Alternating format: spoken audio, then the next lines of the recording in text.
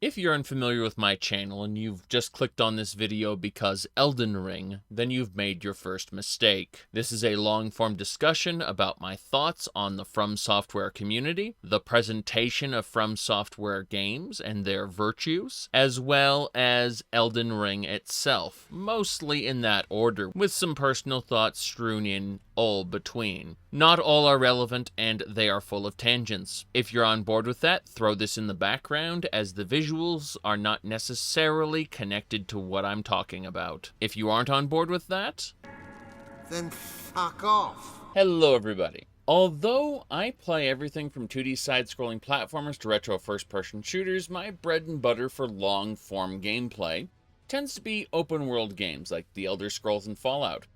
Partially because I enjoy modding, but mainly because I like open-ended sandboxes. So it was obvious I'd be talking about Elden Ring eventually. That eventually came a lot sooner because someone purchased Elden Ring for me.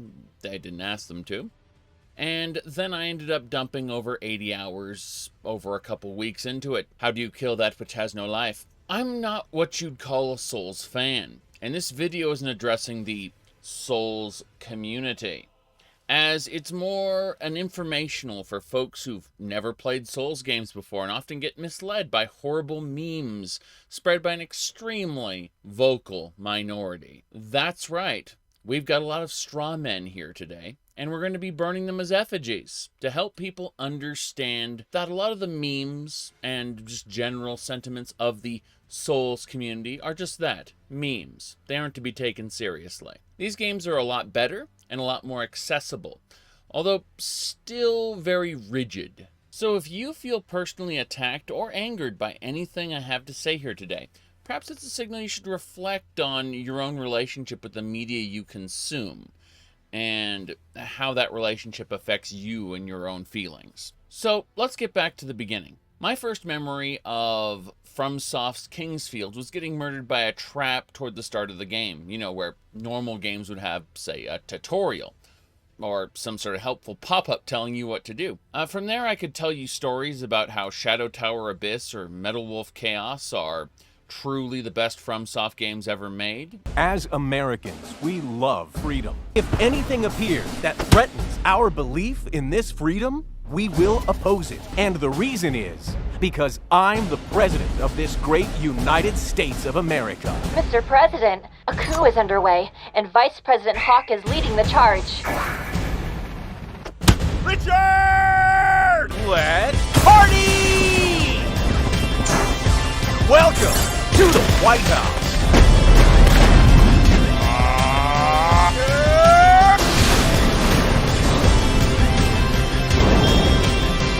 And that is an objective truth as said by me, therefore your opinions on it are invalid. That journalist is up to his old misinformed tricks again. Jokes aside, I just need to clarify for a moment. When I talk about Demon Souls or Dark Souls, I played those games in their original state, without DLCs or remasters, with about as much of a fresh memory as you can have from 2009 or 2011. So, what I experienced of Demon Souls in 2009 was a bag of mixed nuts. My faded memories include unforgiving, even brutal level design, coupled with rather forgiving bosses by modern Dark Souls standards. Again, I'm not saying this is the truth of the experience, as you would have it today, but rather my faded memories of an experience long ago. Even all the way back then, there was a rhythm to combat. Attack, allow the boss to attack, attack again. This is where I first started calling the Souls series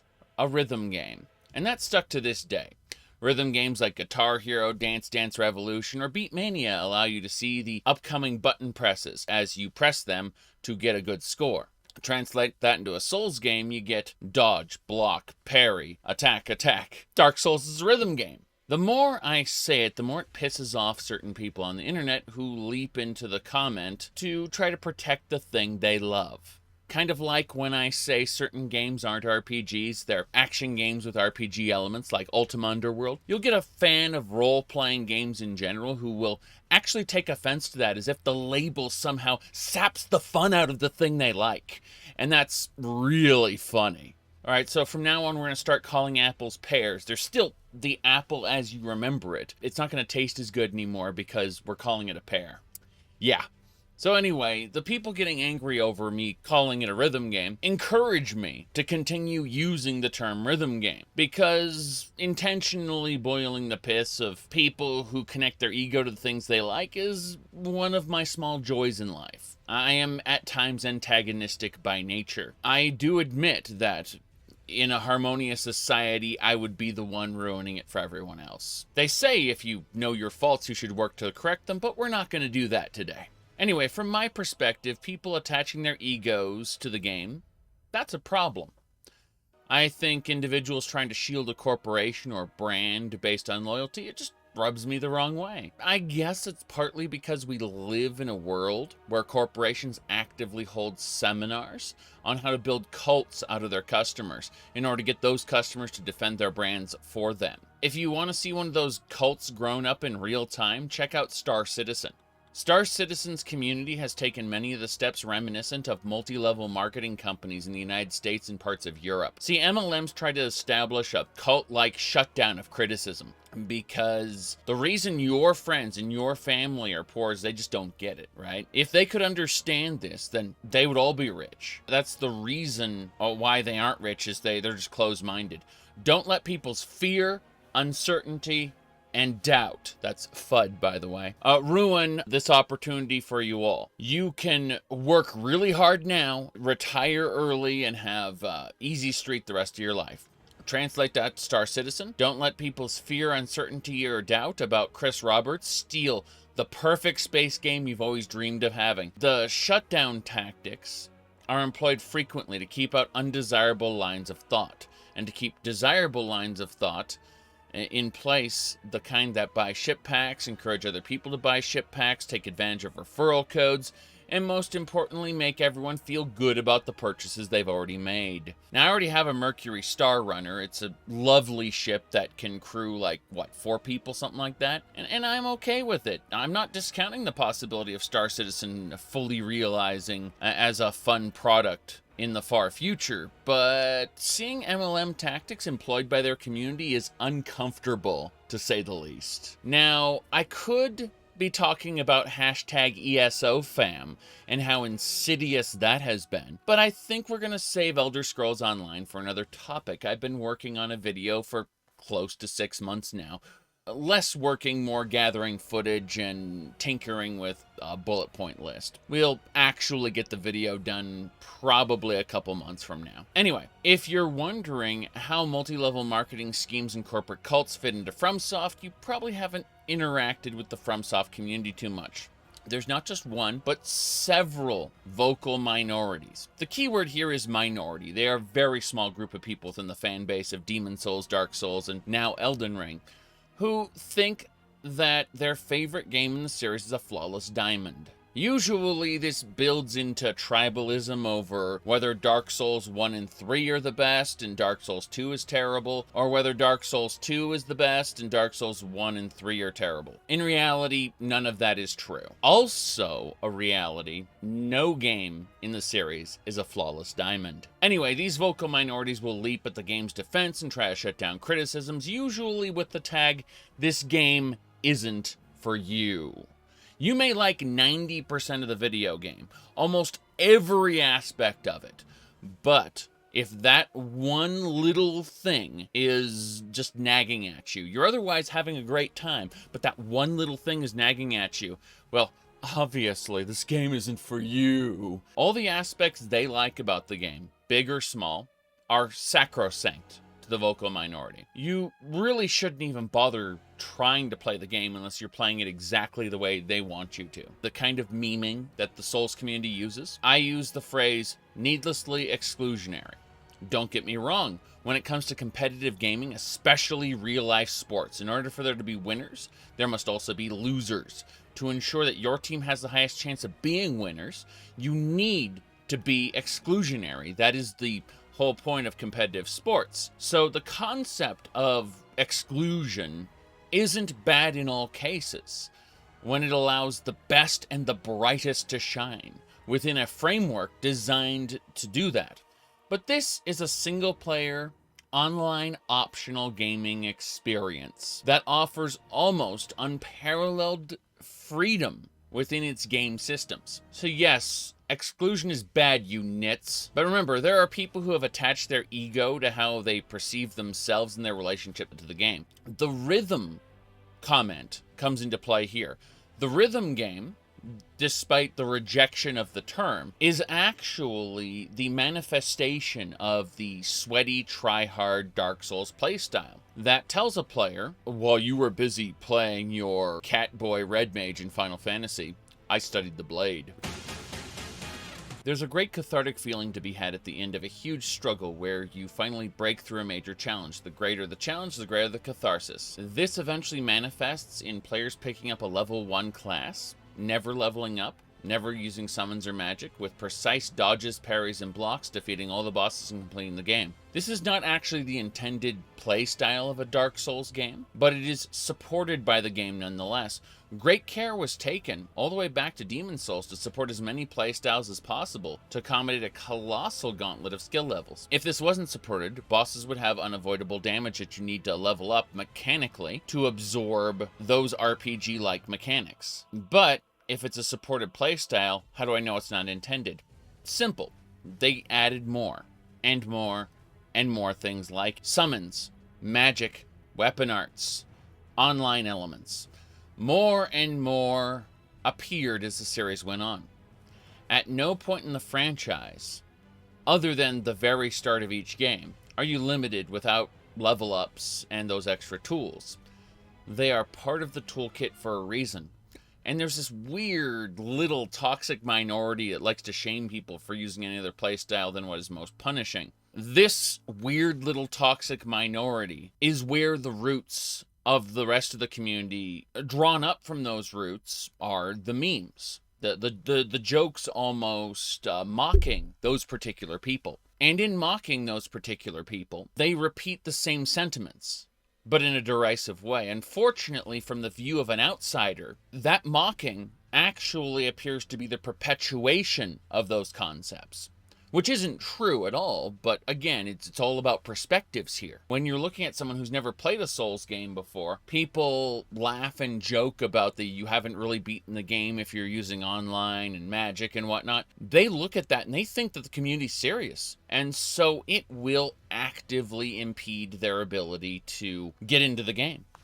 They will opt to not purchase the game, and the game is not for you will manifest itself without anyone ever having said a word. They'll just look at the memes and say, yeah, this is a bad game for people who are masochists. And that's it. That's how people don't get into Dark Souls, don't get into Elden Ring, don't get into the Fromsoft games like it, despite them being enjoyable when played properly. Any way you want, taking advantage of anything you can. But yes, because of this meme perpetuation that's gone on, outsiders will think that the entire Souls community is represented by a toxic minority that likes to shame people for using any other playstyle than the one that is most punishing. The thing about Fromsoft Action RPGs is that you can make them as hard as you want, or you can trivialize an overwhelming number of encounters to the extent where the amount of them you can trivialize increases as the series goes on. Notice how I call them action RPGs. It's because they do have a heavy action emphasis. You probably will never be able to completely surpass the action part using the RPG elements. There is a balance there. However, it tends to tip quite a bit towards the RPG, especially in Elden Ring. With the proper build and preparation, coupled with a cooperative play with other players, and or NPC summoning, the mechanics become much, much easier and allow someone to achieve victory who may not have that high a skill level to begin with. The game doesn't have an easy mode, and people have frequently asked for one. I don't believe that an easy mode would fit within the design paradigm of what a Souls-like Fromsoft game is, but at the same time, I could see ways to accentuate the existing mechanics to create an optional easy mode that most people would probably take advantage of, at least in their first playthrough. We can talk about that another time. I'm sure other people have come up with the same ideas as I have in this regard, but that's not really the topic of the game as it stands. The real point is you have the ability to scale the difficulty based on how you build your character, what items you use, if you've taken the time to level up, and again, all the other things I mentioned earlier. The whole get good mentality was initially spurned on by the idiotic decision to give the Dark Souls, the first Dark Souls game, they gave it the Prepare to Die edition moniker when marketing in the West. This moniker is toxic to the spirit of the Souls series, which is, again, the freedom to do whatever you want, however you want. You have a dungeon. This is a dungeon crawling adventure, and you're basically given a toolkit and the ability to even surpass that toolkit if you look around hard enough. The game's limitations are far more lax than you would think. But to an adrenaline junkie who doesn't actually play to have fun, but rather play for that feeling of satisfaction of learning the boss's rhythm, they would see players playing with different playstyles as cheating. I've never actually had an issue cheating in a single-player game that I owned. I've always seen it as modding. To be clear, I modded QBasic Gorillas for DOS. I've been modding for a while. So the consoles I owned obviously had the Game Genie, had Game Shark, Pro Action Replay, so on. Those were hex editors for the console, where you could change memory values in real time.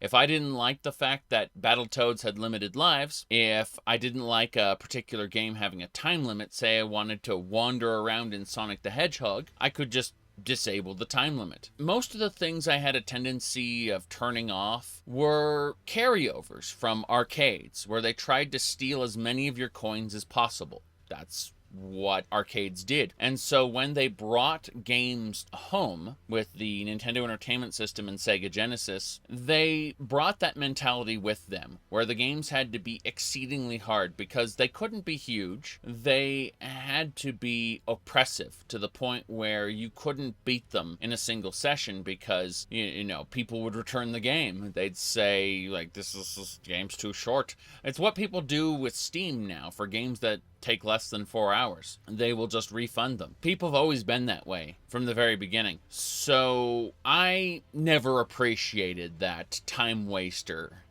mentality. And so I sought to actively subvert it. And so when I feel a game actively working against me in that way, I get mildly irritated. Like in Dark Souls 2, where you lost a percentage of your max HP per death, making the game get harder until you used a humanity, a rare resource. I gave myself unlimited humanities at that point. The goal of the mechanic was clear: to make the undead curse feel like a curse instead of a power fantasy. Dark Souls 1 tried to teach us that all things pass, and trying to hold on to everything will corrupt those things. It will cause them to wither and become lesser as a result of trying to hold on to them. It's best sometimes to just let things fade. Dark Souls 1 also had some pretty deep world building. The Dark Soul being humanity, due to the Light Soul, the god's power, fading. The Dark Soul had become so strong that we as humans could never truly die anymore. And in that sense, we were free to come back again and again and again until we defeated and absorbed the souls of bosses. Dark Souls 2 feels like it fundamentally doesn't understand Dark Souls 1, and so things get recontextualized. A lot of things get recontextualized. This is for better and for worse, because I've mentioned many times, while the story of Dark Souls is pretty good, the storytelling of Dark Souls 1 sucks. One of the primary focuses of Dark Souls 2 is that the Hallowed die and die again, and they lose more and more of themselves until they are not who they originally were in life anymore. Dark Souls 2 is polarizing for many, many reasons, but I'd say that the storytelling of Dark Souls 2 is the most meaningful and speaks to our experiences as a human more than any other entry in the series. It touches on the idea of self and how terrifying it can be to lose that. The thing is, while I call Dark Souls 2 the most artful of the Souls series, I also kind of hated it. So, when the game tried to force that aspect of its story on me in the form of mechanics,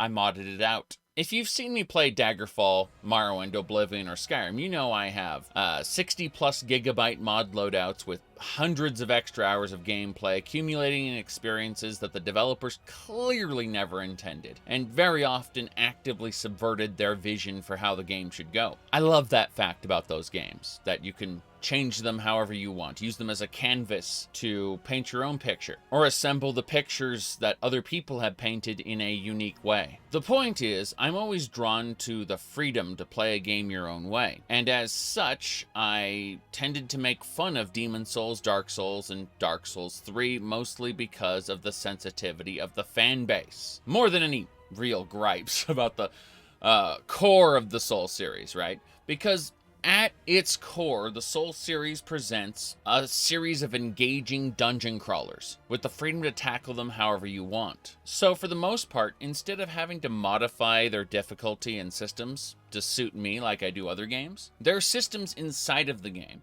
that allow me to make the game as easy or as hard as I need it to be. In Elden Ring, for example, there were times when I felt compelled to try and fail to kill the same knight 20 or more times without resorting to use my weapon art. And then I encountered the exact same enemy. He was wielding a different weapon this time, and I got lazy and I spammed my weapon art until he died. I have a blast playing these games in co-op with summons, and it really, when we sit down and look at it, it makes my only major criticism about the games how they handle co-op. Instead of a lobby menu and ever-persistent co-op, where you're actually having other players in your world, there's a summoning system where you summon spirits or these shrouded avatars, and it's jank. It's always been jank in the entire series. The user interface has always been bad, and no matter how many Ubisoft user interface memes you can paste over Elden Ring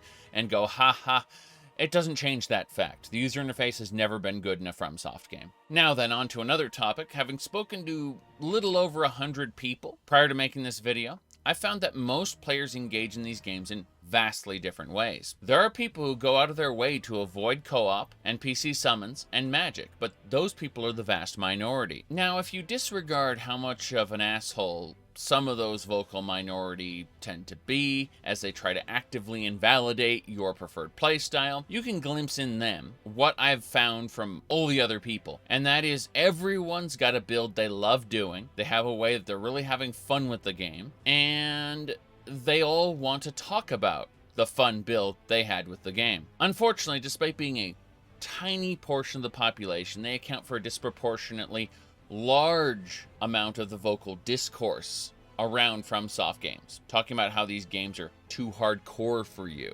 Obviously, this is akin to an intellectual masturbation, but it actively damages how the games are viewed. Most of that difficulty for those people is actually self-inflicted. It's like the people who scream about how they only play hardcore solo self-found in Path of Exile. I wouldn't recommend the experience myself, but you will get people actively trying to shame you for doing anything else. In reality, the Soul series has within its design the ability to overspec, overlevel, overgear, and gear specifically for any encounter, to the point where someone who enjoys classic JRPGs like Final Fantasy will actually find a home in the grinding experience where they will actively seek to overlevel the encounter. Now, you may ask, who enjoys grinding? Question mark. There are tons of people, but by the same token, these games are completable at level 1, so again, total freedom to engage the encounters in any step of the way is just part and parcel of these games. I've been playing Elden Ring lately, and it's been more or less Dark Souls 3, but with an open world section between the major Dark Souls segments. Unless you are the worst kind of try-hard player, the opening enemy of Elden Ring will kill you as a matter of the story. This is intentional for the game to get you used to the idea that death isn't so bad. A direct contrast to Dark Souls 2, where death should be avoided at all costs because things get harder the more you die. In this,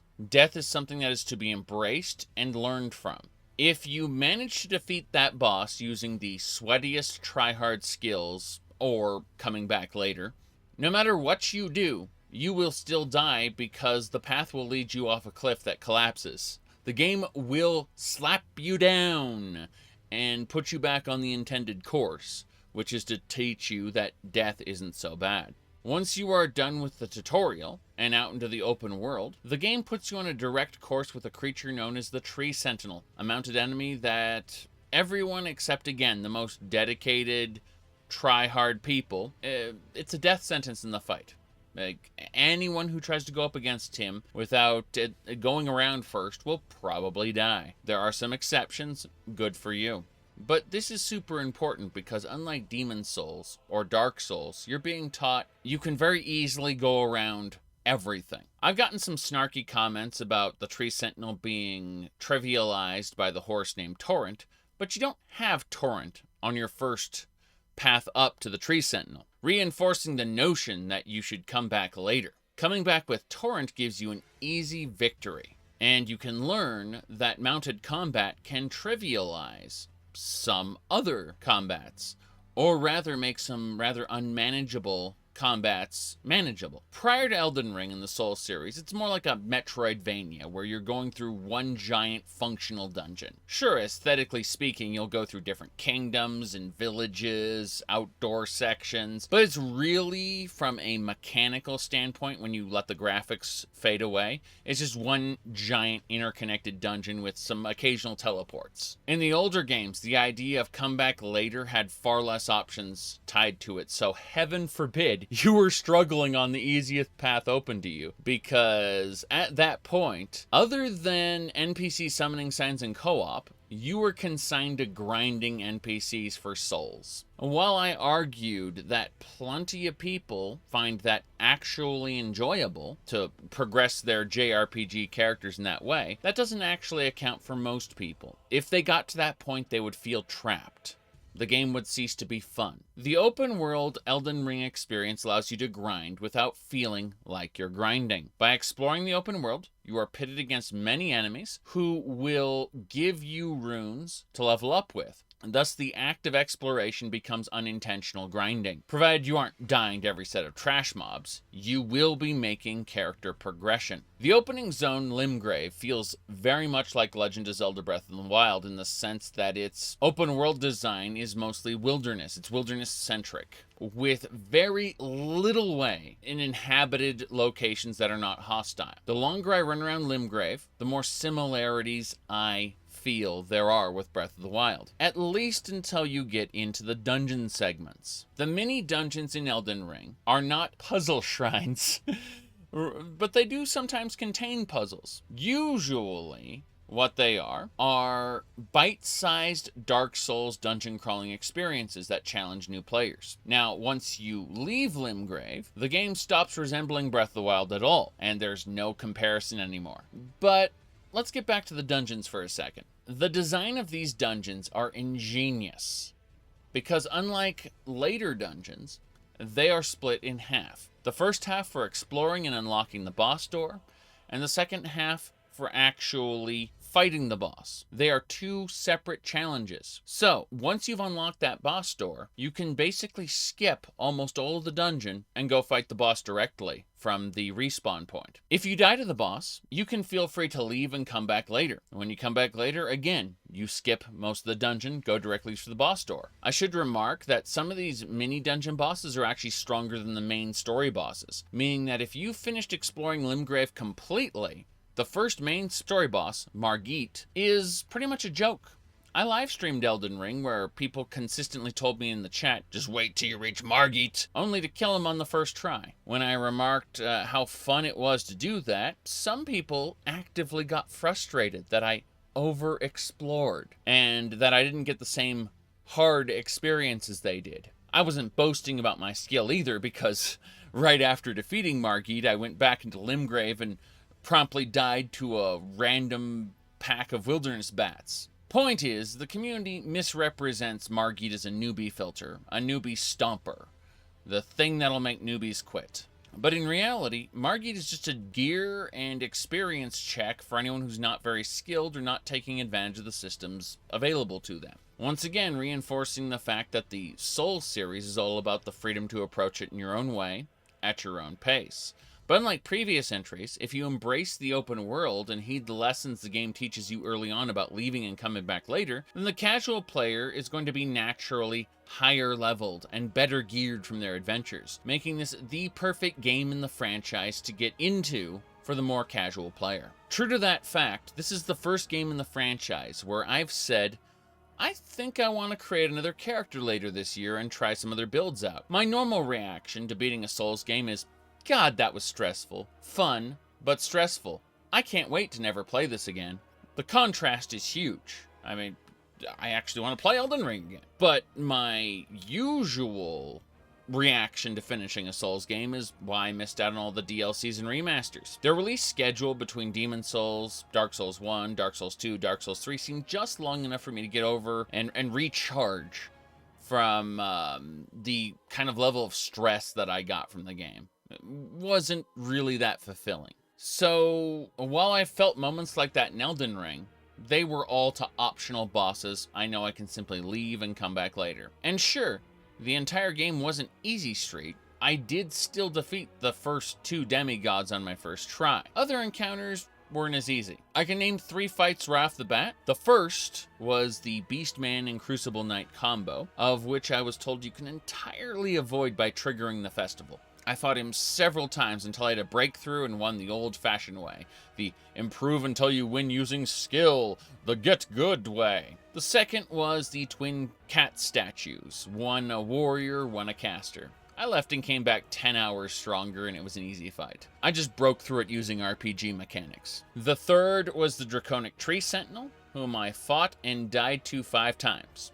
Then I went back to the bonfire, or Grace as you would call it, reallocated my flasks, changed out my trinkets and helmet, and tried a completely different play style. One first try. So I think to myself, anyone who's a try-hard player, who's learned all these bosses and tells and gotten the rhythm down, would find it disappointing seeing someone play the game like I did. Those are the type of people who implement self-imposed challenges to make the game harder for themselves. I know I've done that in other games. Intentionally. It's like where I've mentioned that despite having the Moonveil Katana, I actively sought not to abuse the Moonveil Katana weapon art because of how ridiculous it got. But then occasionally when you get into refights where you end up encountering the same enemy a few times, yeah, cheese that shit. Anyway, my experience was starting out with a level 1 wretched character, wielding a club, discovered the first intentional bandit camp, the third grace as it were, and I geared up with a knight's armor, upgraded to a flail, settling eventually into a battle mage playstyle after defeating Margit with the flail. I found the game so consistently enjoyable that I went full mage, and I never looked back. But as I was progressing through the game, anytime I got stressed, I knew I could just go somewhere else, do another quest, a dungeon, a boss, and come back stronger and better geared. The open world itself makes Elden Ring far more accessible than any of these previous entries, but simultaneously steals a little something from the Souls series. Like or hate the combat in the series, these are masterfully crafted dungeon crawlers, and the open world is not masterfully crafted. It is, as Breath of the Wild was, mediocre at best. The mini dungeons out in the wilderness are almost all fun, surpassing absolutely anything Breath of the Wild could throw at you, because they understood that the player would be a certain level by the time they reached a certain area. They weren't all uniform all over the world. They embraced a completely different design ethos from Breath of the Wild, and that's a good thing. However, when Godric's Castle comes into play after you defeat Margit, the gatekeeper gives you a choice: to siege the main gate or go around. The main gate isn't impossible, but it'll hurt quite a bit more.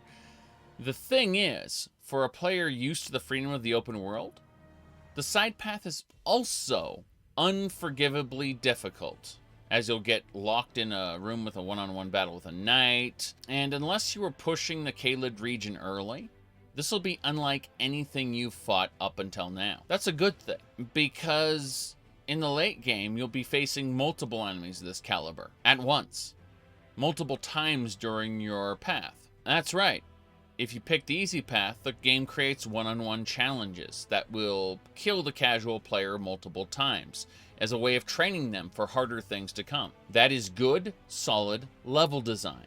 Getting to Godric's Castle for the first time reminded me that Elden Ring was indeed like a Dark Souls game. That's how long it took. It took exploring all of Limgrave and encroaching on Caelid a little bit for me to finally click that this feels like Dark Souls. Now, wikis and apparently the developer somewhere said that Godric's Castle and other dungeons like it are legacy dungeons, aka they try to be Souls-like.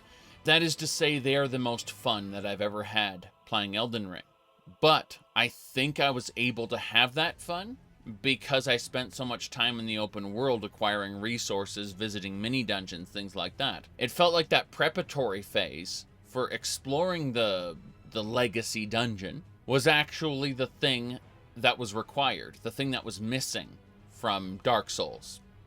At least for me. But to the get good purists who were talking to me at the time, it means I was over-leveled because I over-explored. When you defeat the demigod, Godric, you gain his Great Rune, which is a fragment of the Shattered Elden Ring. This qualifies you as a contender for the title of Elden Lord. The other demigods have been in a stalemate for ages past.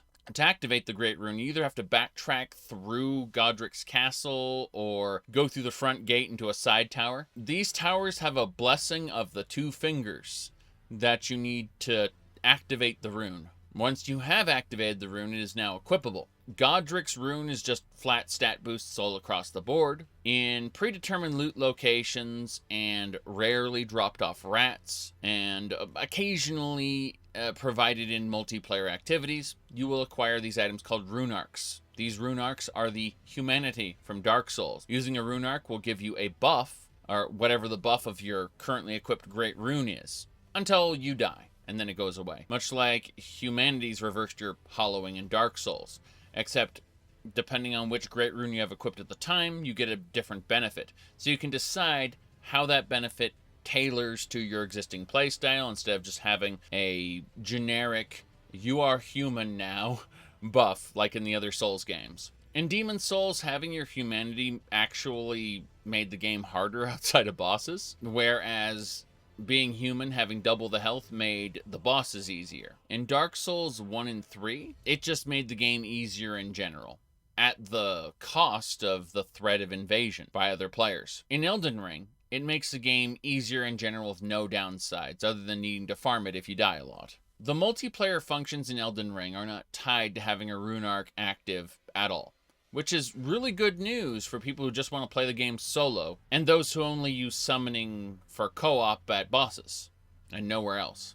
But for general co-op, multiplayer functions utterly break the game. Now, it's possible that a future patch will fix this, or it might even correct itself as the population of Elden Ring declines over time, as all games do.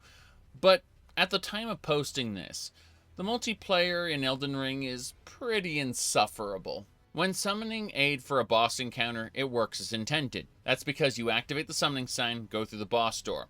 Once you go through the boss door, you can't be invaded. But just playing co-op in the open world will net you an invasion every 15 minutes on the dot. That is because almost no one does co-op in the open world because there are no incentives to do so. There are two factions that are built around invading other people. To progress through them requires invading players' worlds. In Dark Souls, you would be invaded once every hour or two. This is due to the fact that the potential invasion pool was across the entire game's player base, provided they used a humanity. In Dark Souls 2, just anytime. The host-to-invader ratio was huge. The reverse is true in Elden Ring. There are more invaders than there are open-world co-op sessions running. This is proven by the wait times of up to 5 minutes when attempting to invade other players' worlds. I've been on both ends of the invasion train, so I know how painful it can be for everyone involved. The only way I could think of to solve this, there are two ways I can think of to solve it, but the way I would choose is to allow two invaders to be paired up with each other, arbitrarily making one of them the host of fingers. We already have dueling signs, so I think this game needs to bite the bullet and occasionally pair invaders against each other to dilute the pool a little bit. It's not an elegant solution, but it would cut down on the wait times to invade, and also allow co-op parties to go a little longer without instantly being invaded, because, again, the pool would be bigger. The other option would be to allow solo invasions, unhollowed, like in Dark Souls 2, but that would make a lot of people disconnect from the online services. And I think the asynchronous online features such as player ghosts, bloodstains, and player left messages add a lot to the experience. Those would have to get left behind too. No matter which of the two solutions you go with, you'd piss off the other group. So to reiterate, for solo players and those who only summon help for bosses, the game is working as intended. And for everyone else, it's a mess. But back to the open world. Had Limgrave been the whole video game, with a couple extra large dungeons, I would have been satisfied with Elden Ring the video game. But in reality, Limgrave is the extended tutorial, with Margit being the mid-boss to see if you are worthy to take your test, and Godric's Castle accumulating in the Godric boss battle being the actual test. The difference in AI movesets from the enemies in Limgrave and Stormhill versus the AI of the enemies inside of Godric Castle is immediately apparent. It's immediately apparent that the entire game has been preparing you for Godric's Castle, and Godric's Castle is preparing you for the rest of the game afterward. Remember when I talked to you about the bandit camp where I got my knight's armor and flail? I neglected to mention the boss of that area. He isn't actually a boss. He's a normal knight from Godric's Castle. But among all the puny human enemies that can be killed in like 1 or 2 hits, he uses advanced shield block and spear moves. Kind of like in, Dark Souls 1, after you exit the Undead Asylum, you leave Firelink Shrine up that hill, and then you try to stab a knight, like a skeleton with a shield. It blocks you and then immediately skewers you through with a spear. Yeah, that's the kind of experience you get there in this bandit camp. That's how long Elden Ring actually pulls its punches. The game's tutorial is in layers. The tutorial cave at the very beginning of the game pits you against just one Godric soldier as a boss with a health bar and everything. You will learn that that boss is just a normal enemy when you hit the open world. The bandits you dispatch easily, that is, are just normal enemies, and the knight is their boss. Get to Godric's Castle, and those knights are just normal enemies patrolling, with Godric being their boss. Godric is your graduation from the tutorial, a tutorial that could have lasted upwards of 20 hours, maybe more. In reality, there's an area to the east of Limgrave with no barriers stopping you from passing over to it. It's called Caelid, and you are free to wander into it. The sky will turn red, the ground will turn brown, walls will be built out of burning coals, and trees will be replaced with crimson mushrooms. If any of that is not enough of a warning to you, the first thing you'll encounter are normal zombies with an absurd amount of health and damage output. These zombies are easy to dodge roll past. They are easy to avoid fighting at all. But these are all subtle signposts of what is right around the corner. Right around the corner, 2 dogs, 3 times larger than you, and a crow even larger than that, will all jump you at once in a bottleneck and kill you. The game tried to warn you with environmental details. Then it tried to warn you with mechanical details. Finally, it hits you with the brick wall, which is Caelid's middle game difficulty. This area is designed for people who graduated from Godric's Castle, maybe even the Magic Academy. But at no point in time does the game stop you from going there. It is entirely possible for a level 1 character with starting gear to dominate this place, with proper player skill, that is. While the game supports this play style, every other part of the game's design is directing you to finish Limgrave first. For someone who's only ever been to Limgrave, Caelid does contain massive upgrades in gear, spells, and more. The area north of Limgrave is actually called Stormhill. It's got harder enemy packs than Limgrave, but it's essentially just Limgrave 2.0. I've not been making a distinction between the two very much, but Stormhill is basically part of the Limgrave layer of tutorialization. It's the entrance to Godric's castle. But for someone freshly defeating Godric, they will open the door to the north of his castle, exit Stormhill in another direction. The area north of Stormhill is known as Lernia. Everything you learned in Godric's castle will be full on display in Lernia. In reality, the majority of this zone has always been accessible by way of a side road past Godric's castle. If you didn't know about this side route, the only areas accessible to you before you defeat Godric are Stormhill, Limgrave, and Caelid. In terms of damage output, Lernia is a step down from Caelid, and you are actually meant to travel first, then circle back down and do Caelid later. In the middle of Lernia is a Magic Academy, which is another Dark Souls-style dungeon, where another powerful boss will not really fight you to the death, but rather give up their great rune, and from then on will act as your respec master, allowing you to change your character's specialization at will, using a rare resource called Larval Tear. You should probably already have a couple of these in your possession if you've really been exploring. This means that should you realize at the kind of 25% way into the game point, you think your build is a mistake, or you found an item that supports a completely different playstyle and you want to respec your character, this is the time to do it. From here, you have two choices. You can take a cave to the next zone, or you can find 2 medallions that will unlock a lift that'll take you to the next zone. One of the 2 medallions you need for the lift is in Caelid, meaning that the game is signposting you to finally go to Caelid. The game will actively call the cave cowardly if you talk to the advice NPCs, the finger readers sprinkled around the world. But there is another Dark Souls-style dungeon in Caelid, which will accumulate in a boss battle between yourself and a duo of bosses, a Beastman and a Crucible Knight. The game will reward you for defeating them, but also make it clear afterward that you need to come back later once a festival begins.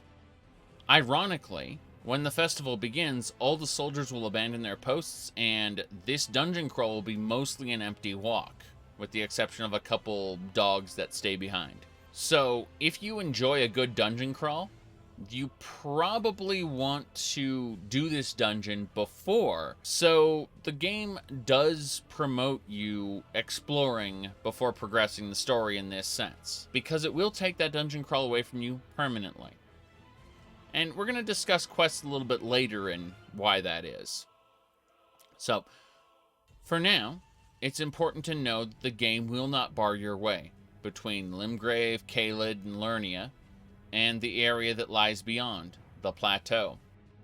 Should you get both medallions and unlock the festival, you can return to Caelid and fight another demigod. A fight that we won't be talking about in this video, no matter how you decide to progress. If any area in the game screams you've reached the endgame, it's the plateau. Everything is gilded with white and gold, with only the smallest hints of corruption here and there. The enemies use a new status effect known as Death. Similar to how Poison and Crimson Rot build up a kind of blood saturation bar that has to max out before you actually get the effects, Death does the same thing, except if the bar fills up all the way, you instantly die. The natural progression of status effects you've learned, Limgrave and Stormhill teach you about Poison, Caelid teaches you to avoid Crimson Rot, and the Plateau teaches you to avoid Death. By the way, what I said about the game projecting this is the end game to you, that's a false flag. The game is actually signaling to you that the game has started in earnest, that all the tutorials are done and you should know what you need to know now. The volcanic mountain lies to the west. You can either brutally smash your way through it Dark Souls style, or join a faction upon completing their quest lines, get teleported to the demigod of that volcano as a reward. On the opposite direction of that plateau where the capital awaits, but you'll be unable to enter unless you've obtained at least 2 great runes. Something no one has done in this long stalemate. If you manage to obtain 2 great runes, then you are indeed qualified to ascend the Elden Throne. The individual demigods, so obsessed with protecting their own interests over the years, unaccounted, since the Shattering, they basically never got to this point. The capital itself is a huge Dark Souls-styled area, with its own optional side areas. The accumulation between you and the demigod sitting on the Elden Throne is quite climactic, but I'm not going to spoil the details on what happens after this. Now you may be wondering, well, I've spoiled this much, why am I drawing the line here, at the very end of the game? And that's because it's not the end of the game. As I said, the Golden Plateau was a false flag. Depending on your choices here, there may be anywhere between 1 or 3 more zones, as well as several dungeons, and countless mini-dungeons to explore after this. Your ending might be different depending on your choices as well. You may have noticed that I've been extremely light on plot details, but these plot details do exist.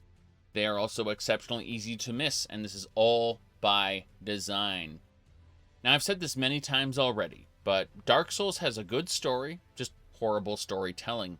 While this is mostly true in Elden Ring, it's not as true as in Dark Souls. Elden Ring makes it a point to have NPCs present which will exposit large amounts of information, none of which is required for you to complete the game. Almost all of it is skippable or missable, depending on where you choose to be, but enough of it for you to understand who you are and why you're doing the things you're doing. Quest lines in the Souls series have been traditionally very cryptic, and will contradict and override each other. You know how in Elder Scrolls III Morrowind, if you follow the Vivec Fighters Guild quest lines, you'll end up exterminating the Thieves Guild, therefore making it impossible for you to progress them, but you can optionally elevate the Aldrune Fighters Guild leader instead, who fell out of power for a reason, by the way, and temporarily fill the power vacuum, allowing for you to be in both the Fighters Guild and the Thieves Guild, complete the Fighters Guild without screwing up the Thieves Guild. A lot of the Dark Souls quests work that way. Seemingly random things governed by what we refer to in the moment as moon logic. Did you open that shortcut before talking to someone else? Sorry, that quest NPC is now dead, and your quest line is over. That's Dark Souls anyway. Elden Ring isn't that bad, thankfully. But there are many cases where questlines can be cut off or broken by doing things out of order. These are not bugs, they are entirely intentional within the game's design. As new possibilities open up through exploration of the world, old possibilities born from interaction and following questlines close behind you. They become unavailable. I would call this frustrating and bad design. But regardless of that judgment by me, it's clearly intentional and meticulously thought out by the developers. The majority of the NPCs within the world can be killed by the player, and although vendors will drop bells, which can be taken to the twins at the Round Table Hold and offered up for access to their inventory, anything born of quest lines will be lost by those NPCs' deaths. The game is intended to be played through multiple times, to the extent that New Game Plus is baked into it as soon as you complete the story. The game intends for you to miss things, and for you to play the game again, differently this time, and if you don't, whatever experience you got that first time is unique to you. Horrible as I may call that, it is indisputably the author's intention to give each player a unique experience. That is to say, the casual player who doesn't talk to every NPC they come across, doesn't make sure to exhaust those NPCs' dialogue, doesn't come back to visit them frequently, doesn't follow them when they relocate, and generally doesn't go out of their way to immerse themselves in the storytelling of the game, will most likely miss out on all the context as to why the player is doing what they're doing and why. There will be a set path of progression for that player to experience, the one who doesn't care about the story at all, and a conclusive ending for the player that doesn't care about the story at all. But the deeper motivations and lore within the world will remain hidden from them, and they may be tempted to say, foolishly, that the game doesn't have a story at all, because for them, it might not as well exist. The qualities that Souls-likes have to their storytelling make them exceedingly obtuse in the storytelling department. First, the stories are supposed to be subject to personal interpretation. If someone tells you that they know everything about Dark Souls, they're lying to either you or to themselves. Anyone who has written enough will tell you that what you omit is just as important as what you tell the reader. You, the writer, might have a thorough set of documents listing every obscure detail of that fantasy world, but all those details are made to be used as elements of your plot. If a particular piece of world building doesn't contribute to the narrative you have, it shouldn't be conveyed at all. When details are strategically omitted, the number of possibilities in the mind of the reader increases. The developers of Elden Ring omit just enough information from the game as to leave many topics intentionally blank. These gaps are not mistakes, but rather signal that the author wants you to come to your own conclusions and find value in those conclusions, just as the author wants you to have unique experience out of the gameplay you've had, and then find value in that unique experience. This is what separates a work of art like Elden Ring from games like Oblivion or Skyrim, which contain art, where, for the most part, information is omitted because the developers simply don't think about it. Bethesda Game Studios famously doesn't employ writers, but rather game designers do the job of writing. What do you look for when considering a new writer? That's a tricky one. Actually, our designers are our writers. So obviously we look at writing samples.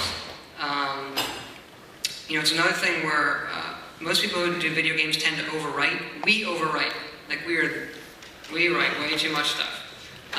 Most people who play Fallout, I watch them play it. We wrote all this brilliant stuff. And they get to a guy and they're like just jamming the button. Shut up, shut, shut, shut, shut, shut, shut, shut, shut, shut, shut. Oh, that's who I kill. Thanks. So I think the trickiest thing to do is to write really short things, just to get the information across. But our writer, we don't have anyone as a sole writer. They're also quest designers, level designers. So if you're looking for that kind of thing, we would look for, like a quest designer, you really have to understand some programming language. We'd look for a quest, like here's what the player does, here's what the characters say, that kind of stuff. I normally just full stop make fun of that, but it isn't a bad thing provided you have a strong central creative vision on your design team in a leadership role. Someone who's willing to think about your product like art and try to figure out what they want to convey to the player, what kind of message they want to leave behind. Bethesda famously doesn't do this. Todd Howard being an administrator who, according to no-clip interviews, occasionally shows up to check on their progress every week or two and steer them in the right direction when they have doubts, leaving Emil Pagliarulo to be the creative vision that brought you Fallout 4, for better or worse. What's the story with Bethesda stories? How do we make our stories? KISS. Keep it simple, stupid. This is my own personal rule for myself, right? Keep it simple, stupid. What does that mean? When I'm coming up with a story for a game, I like to concentrate on strong central themes. Skyrim. Skyrim is a game about dragons, right? Even in the studio, what is the game about? It's about dragons. But the story is not really about dragons, right? It is about the lone hero. It is much more biblical than a lot of the other stories we've done. It's about the Dragonborn, the Dovahkiin, is much more of a messiah sort of character. In this video, I'll let you decide. Video games are, of course, crafted to be an experience first and foremost. Something I harp on constantly to folks like myself, who overemphasize the importance of story within a game. To a creative vision with enough of an eye for detail, however, the two can be one and the same. Which brings us to the second point, the obfuscation of accessible information. The Elder Scrolls treats lore books like soft canon, that is to say, anything you read about is part of the world building of the Elder Scrolls, until a fact in a future game contradicts it, at which point the lore community remarks that this retcon or retroactive continuity change is actually not a retcon at all, but part of the literary tool, the unreliable narrator. The unreliable narrator exists as a tool within literature to show us that we are flawed individual human beings and to mislead the reader. While unreliable information is provided, it should always be done with a direct point and purpose within the narrative. Misleading the reader should always be a setup for some sort of payoff. making the world more believable, as some of the TES lore community people put it, is defeating the point and purpose of the tool. Dark Souls does have its share of retcons and inconsistencies, mostly due to the middle game in the series having been made from a different team from 1 and 3. But for this point, we're going to talk to Elden Ring instead. I'm going to say this vaguely because I don't want to spoil things, but Elden Ring uses the unreliable narrator properly. But the difference between missing information and obscured information is the truth behind obscured information can be found. There is a fact that's incorrectly conveyed to you, the player, since the game begins. It's not a lie, it's more of a misdirection. The truth of which requires you to acquire intelligence, not faith, a particular spell that dispels all status effects. You then go to a statue embodying a falsehood and use this intelligence match to dispel the statue. You purge it of the falsehood, revealing the fundamental truth of the world building that makes a lot of things click into place that you may have noticed were kind of off if you were observant enough. But you, the player, can thoroughly enjoy Elden Ring as a hack-and-slash adventure with some RPG elements without ever interfacing with its story on a meaningful level. Even though the story is there, hidden under layers of dust. If you aren't willing to meet the story on its own terms, it might as well not exist at all. And that's what I mean when I say Dark Souls has a good story but horrible storytelling, and this is true of Elden Ring as well. Elden Ring isn't a book, and you can't read it like one. If someone reads Elden Ring to you in a lore video, that's their personal interpretation of the story. Eventually, viewers of various lore videos will come to some sort of consensus about how to interpret the lore. That interpretation will likely work its way into wikis. There will be a myriad of theories with no actual authorial confirmation. But I promise you this. Any lore videos that claim to tell you the conclusive truth of Elden Ring, they are all wrong. They are most likely correct at the same time. But that's the intention of crafting an experience that has different meanings to different people. Elden Ring is first and foremost a fun, action-adventure role-playing game. It has a wide world to explore, and I've heard that exploring the world isn't worth it a second time after you've seen everything, and I agree with that assessment. Going into Elden Ring, your character only knows what you know, and the virtue of exploration is for you and you alone. The game isn't Skyrim, where radiant NPCs proc on the road and you have different encounters your third or fourth time traveling. Once you've gained mastery of a certain area, you've seen it. You'll know it on your second playthrough, exactly where to go, which items to acquire, how to progress quests. In that sense, it becomes a different experience. An experience it still embraces through its multiplayer features, where you're rewarded for helping random people complete bosses. Embraced through the feeling of mastery gained by taking different weapons and character builds through their upgrade paths to unique playstyles. And seeing those playstyles interact not only with the various bosses, but with other players in co-op and PvP. You'll only get that initial experience once, but I have to say it's a fun experience. In a notion of live services, or even games like Minecraft, Starbound, Stardew Valley, Morrowind, Skyrim, where you learn to mod them, play them for thousands of hours, there's still something to be said about a really fun game experience that you'll play only once for 40, 60, or 80 hours and then go, damn, that's a fun game. I'm glad I played it. And then probably never play it again. I'd say Nier Automata is one of those experiences. And I would be tempted to place Elden Ring in that category too. Then I started to think of some alternative builds I wanted to run, and unlike any other Souls game I had ever played in the past, I actually want to play Elden Ring again. Elden Ring is the best game I played so far this year. All in all, great game, do recommend. Don't listen to the vocal minority of the community though. They are trash and keep people from enjoying good things by setting horrible, unrealistic expectations. The community-driven memes about get good actively keep people from getting into something which is fundamentally not that difficult. Now, if you'll excuse me, I have to go play Legend of Zelda, the original NES game, except as a first-person shooter on impossible difficulty, on my Twitch channel, twitch.tv/Docron. Link down below. Y'all have a good one now. Is how it works when you change screens. The monsters spawn in. That's exactly how it works in the original Legend of Zelda, so this is very good so far. It does feel like Hexen, doesn't it? Heretic, really. More Heretic than Hexen, I think. That said, there will be times when I'm down a heart and I can't shoot my, whoop, see, I'm down a heart, so I can't. Never mind. Never mind. Has been fixed. North. West. South. And then west. This is west, yes. Okay. Freaking centaur. It dead. More centaurs.